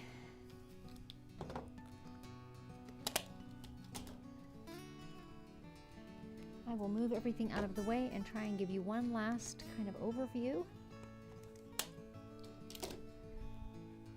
And then we'll take any final questions while I get one more sip of coffee. And by the way, I'm looking at the last roll up now, and I'm seeing much less of the little white visibilities of the batting, and I'm happy about that. I'm going to say one other thing while I have a sip or two of coffee that you might consider. When you're working with a quilt that has rich colors like this, ask your quilter if they have black batting. So it sounds kind of stark, but in fact, I feel like white is a higher contrast to some of these fabrics than black would be, and having dark batting will often reduce the visibility of those little see-through holes that your needle can sometimes give you. So consider that in your next quilt. If you don't have any white or cream fabrics that it would kind of glimmer through, think about using black on any richly colored quilt as an option. Okay. Sure, let's go to the other camera so I can see you a little better. I have to have my glasses off usually to read the screen. Mickey, do you ever feel the need to put tension in the front of the quilt as you finish the quilt? Like pulling this tighter, do you mean, Mickey? Maybe clarify on that if you would. And while you clarify, Dave was kind enough to run and get my little baby quilt for you, so I will show you guys this quilt. The pattern is called Bespoke Stars, and it's by Krista Moser. It doesn't really have a top. I'll try and show you several sides of it. You see the stars. I used Allison Glass fabrics. They're not floral, and so I love that because it is for a little boy, as I mentioned. You're seeing the different colors. They're very rich and very gorgeous. And then my little background pieces are a variety of kind of gray toned, like grunge, and a print that's got numbers on it, and one that's got polka dots on it, and one that's got plus signs on it. Anyway, light gray, low volumes. So yeah, you may be seeing that in the next episode or two as I get to quilting it, because it's the perfect size for this show. Pardon?